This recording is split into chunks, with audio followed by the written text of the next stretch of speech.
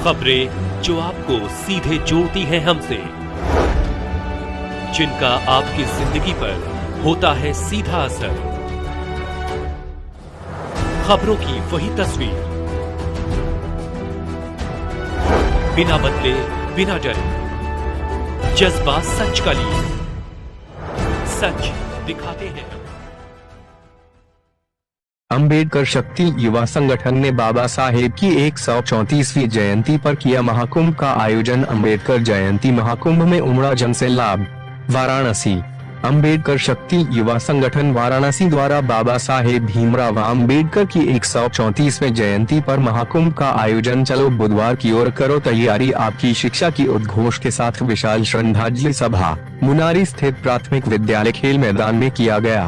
कार्यक्रम के मुख्य अतिथि बाबा साहब के पौत्र प्रकाश अंबेडकर को चांदी की मुकुट एवं विशिष्ट अतिथियों को नीली टोपी पहनाकर अंबेडकर शक्ति व संगठन के अध्यक्ष अजय आर्या ने स्वागत किया।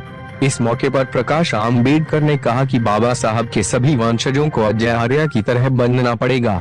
अति विशिष्ट अतिथि चंद्रमा ठहरो ने मंत्रोच्चार से सभा को आशीर्वाद दिया और चलो बुधवार की ओर का संदेश दिया। शशि प्रताप सिंह, संयोजक नेशनल पार्क पार्टी के शशि प्रताप सिंह ने कहा कि समता, स्वतंत्रता, बंधुता और न्याय की अलग जगाने वाले बाबा साहब का सपना पूरा करने के लिए आज हम लोग निकले हैं। विशिष्ट अतिथि प्रकाश जायसवाल, राष्ट्रीय महासचिव इक्वल पार्टी ने कहा कि युवाओं को बाबा साहेब के बताए मार्ग पर चलने की आवश्यकता है।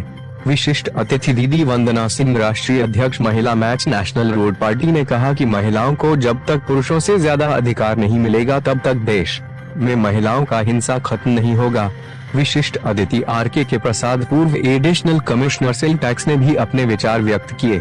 कार्यक्रम आयोजन अंबेडकर शक्ति व संगठन के राष्ट्रीय अध्यक्ष अजय आर्या ने कहा कि मेरे युवा संगठन का एक लक्ष्य बाबा साहब के अधूरे सपने को पूर्ण करने का है। भगवान बुधवार और संविधान निर्माता बाबा साहब को पुष्पांजलि अर्पित किया गया है।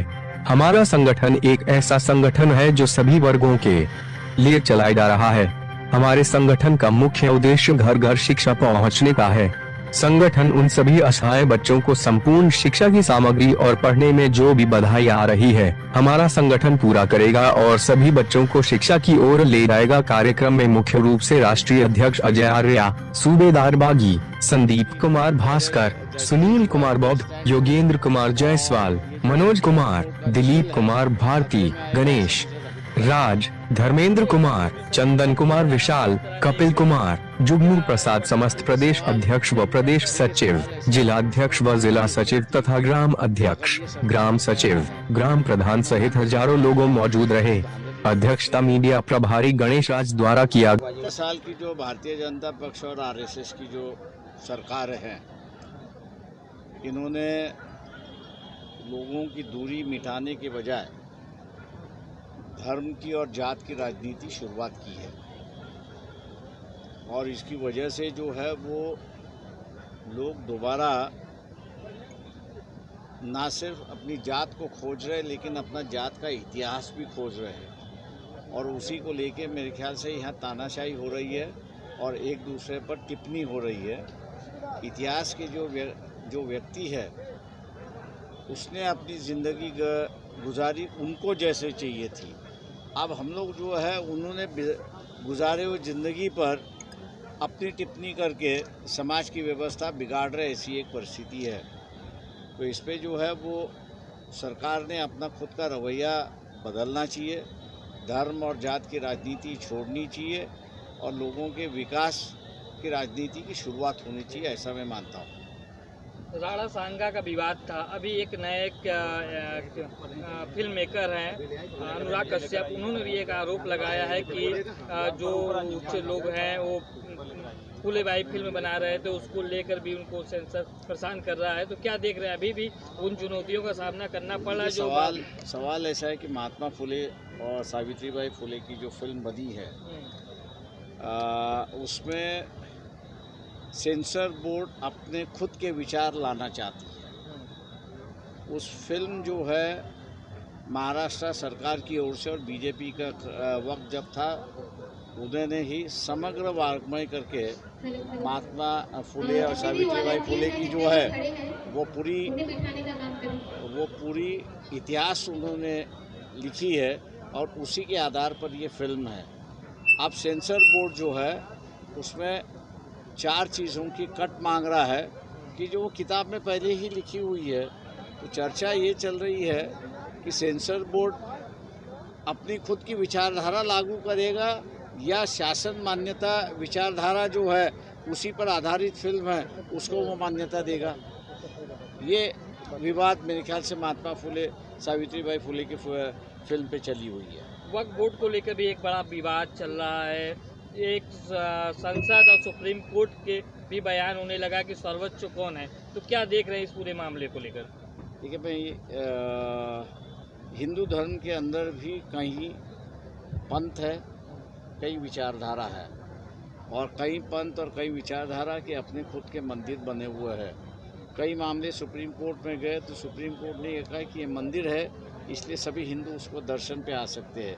लेकिन जहाँ मैनेजमेंट की बात है, चलाने की बात है, वहाँ पर वही सेक्ट और वही विचारधारा के लोग उसके मैनेजमेंट चला सकते और हिंदू उस पर नहीं चला सकता है। तो ये एक निर्णय कई केसों में उन्होंने ये निर्णय दिया हुआ है। आप वक्फ बोर्ड के अंदर भी उन्होंने गैर मुसलमानों को मेंबर करने की जो बात कही है और पास किया हुआ है, उसके ऊपर से मेरे ख्याल से सुप्रीम कोर्ट ने सरकार से पूछा है और जवाब मांगा है कि आप। मेरा नाम गणेश राज, मैं मीडिया प्रभारी अम्बेडकर शक्ति युवा संगठन से। आपका मेहनत कितना सार्थक लग रहा है? सर, सार्थक मेहनत हमारा 200% सफल है। एक बहुत बड़ी चुनौती थी हम लोगों के सामने, क्योंकि हमारे संगठन जो अध्यक्ष हैं अजय आर्या जी और जितने भी पदाधिकारी हैं सबके लिए एक बहुत बड़ा चुनौती का काम था, क्योंकि हम लोगों ने आज से पहले इतना बड़ा कार्यक्रम अपने जीवन में नहीं किया था और इतनी बड़ी हस्ती बुलाने के लिए हम लोग जो डोर टू जा कर के लोगों को बताया और इतनी धूप में लोग अपना समय दे करके आए बाबा साहब को देखने के लिए और बाबा साहब ने हमारे लिए समय निकाला, उसके लिए हमारा संगठन पूरा बनारस आजीवन उनका रेडी रहेगा। मैं अजय आर्या, अम्बेडकर शक्ति युवा संगठन का राष्ट्रीय अध्यक्ष। अजय जी, आज यहाँ पे किस तरह का महाकुंभ होने जा रहा है संविधान पे? यहाँ पर जो है इस प्रांगण में बहुत ही भव्य महाकुंभ का प्रोग्राम होने जा, जिसमें कई गांव से कम यहाँ पर 8 से 10 हज़ार लोगों की संख्या आने वाली है। इसीलिए यहाँ पर महाकुंभ का नाम दिया गया है इस कार्यक्रम का। यहाँ पर मुख्य अतिथि के रूप में बाबा साहब डॉक्टर भीमराव अम्बेडकर जी के सुपौत्र आदरणीय प्रकाश अम्बेडकर जी आने वाले हैं। नेशनल इक्वल पार्टी के राष्ट्रीय अध्यक्ष अति विशेष अतिथि के रूप में शशि प्रताप जी आने वाले हैं और भंते जी चंद्रिमा थेरो जी आने वाले हैं अति विशेष अतिथि के रूप में, जो धम्मा लर्निंग सेंटर सारनाथ के संस्थापक भी हैं। और प्रकाश जायसवाल जी आने वाले हैं जो नेशनल इक्वल पार्टी के प्रवक्ता हैं। बात की जाए अजय आर्या जी, तो महाकुंभ का इनको नाम क्यों दिया गया? क्योंकि संविधान तो देखा जाए तो संविधान सबके लिए, आपने इसको महाकुंभ का नाम दे दिया। जिस समय का प्रचलन चल रहा है, एक ट्रेंड बना दिए हैं महाकुंभ का, इसलिए वहाँ पर हम लोग भी महाकुंभ का उसी ट्रेंड में हम भी थोड़ा चले और अपने समाज से एक महाकुंभ किया जाए और यहाँ पर वही महाकुंभ होने वाला है। बात की जाए तो कितनी की संख्या में पब्लिक जो जुट रही है इस समय?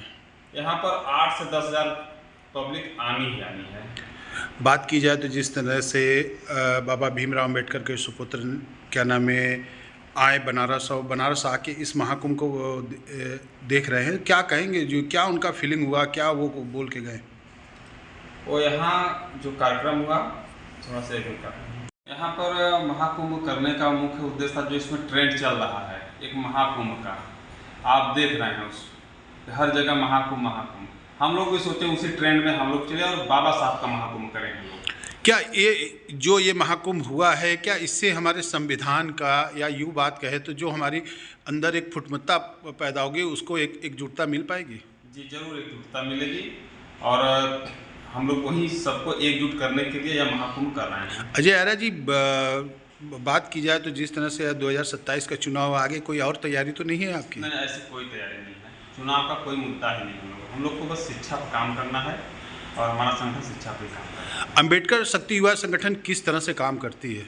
अम्बेडकर शक्ति युवा संगठन ठंड के समय में गरीबों में कंबल, असहायों को जो है जितने असहाय लोग हैं कंबल बांटकर, जिनके माता पिता नहीं हैं बच्चों को गोद लेकर पूरी शिक्षा कार्य कर रही है। मनोज कुमार यादव, अम्बेडकर शक्ति युवा संगठन के कार्यकर्ता हैं। मनोज जी, बात की जाए तो एक तो युवा, एक तो बाबा भीमराव अंबेडकर के परिवार से मिलना आप लोग के लिए कितना? बहुत ही हर्षोल्लास के साथ हमने बाबा साहब से मुलाकात हुई और मंचों पर साझा करने का सौभाग्य प्राप्त हुआ। हम उनके बहुत ही ऋणी हैं।